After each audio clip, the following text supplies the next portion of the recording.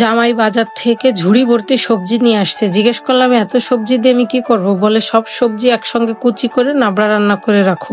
তাই চলে এলাম জামাইয়ের কথা রাখতে নাবড়া রান্না করতে। আমি এখানে সব ধরনের সবজি কেটে নিয়েছি।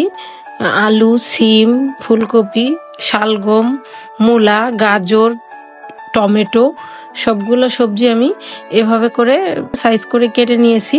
তো এখানে আমি নিয়ে নিলাম পেঁয়াজ, রসুন, মরিচ কুচি, শুকনা মরিচ, এলাচ, দারচিনি, তেজপাতা, মুগ ডাল, মুসুরির ডাল আর 2টা ডিম। চুলায় ফ্রাই প্যান বসিয়ে দিয়ে দিয়েছি পানি গরম।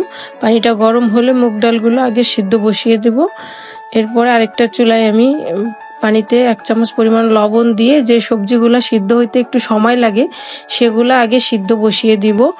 যেমন আলু, গাজর, শালগম, মূলা এটা আমি আগে সিদ্ধ করে নিয়েছি। যখন 50% সিদ্ধ হয়ে গেছে সে পর্যায়ে আমি ফুলকপি, সিমটা দিয়ে আবার একটু ঢেকে রেখে দিলাম। এদিকে মুগ ডালটা সিদ্ধ হয়ে গেছে। মুগ ডালটা পানি ঝরিয়ে একটু হাত দিয়ে চটকে মুগ ডালের উপরের খোসাটা ছাড়িয়ে নিব। এদিকে ছাড়িয়ে ধুয়ে নিয়েছি মুগ ডালটা। এবার সবজিগুলা সব সিদ্ধ হয়ে গেছে। এখন আমি সবজিগুলাকে পানিটা ঝরিয়ে পানিটা সেকে নিব। এই পানিটা দিয়েই আমি পরবর্তীতে রান্নাটা করব। একদিকে 2টা ডিম ভেঙে নিলাম। ডিম 2টাকে আমি একটু সামান্য লবণ দিয়ে একটু ফেটে নিয়েছি।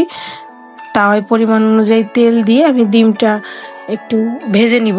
তো জামাইয়ের কথা অনুযায়ী নাবড়া রান্না করে দেখলাম আসলে এটা খেতে এত মজা হয়, রান্না না করলে বুঝতেই পারতাম না যে এটা খেতে এত মজা লাগে। তো আমি ডিমটাকে একটু উল্টে এভাবে রোল করে নিয়ে পিস পিস করে কেটে নিয়েছি। এখানে চাইলে আলাম ডিমও ভেঙে দিয়ে দেওয়া যায়। তো আমি এবার ওই একই তেলের ভিতরে মুগ ডালটা একটু ভেজে নিব। বড় একটা কড়াইতে পরিমাণ অনুযায়ী তেল দিয়ে পেঁয়াজ, মরিচ, রসুন কুচিটা একটু ভেজে নিয়ে দিয়ে দিলাম এলাচ, দারচিনি, তেজপাতা এবং শুকনো মরিচটা দিয়ে একটু ভেজে নিয়ে দিয়ে দেবো শুকনো মশলা, জিরা, ধনিয়া, রসুনের গুঁড়া দিয়ে একটা টমেটো দিয়ে একটু নেড়ে চেড়ে দিয়ে দিব লবণ, হলুদ 1 চামচ করে দিয়ে আবারও একটু নেড়ে চেড়ে হালকা পানি দিয়ে ভিতর দিয়ে দেবো ভেজে রাখা মুগ ডালটা দিয়ে আমি এখানে 1/2 কাপ পরিমাণ পানি দিয়ে ঢাকনা দিয়ে ঢেকে রেখে দিলাম 1 মিনিটের মতো। 1 মিনিট পরে ঢাকনাটা তুলে সিদ্ধ করে রাখা সবজিটা দিয়ে দিলাম। সবজিটা দিয়ে একটু নেড়ে চেড়ে মসুরির ডালটা আমি সিদ্ধ করে নিয়েছি সেটাও দিয়ে দিলাম।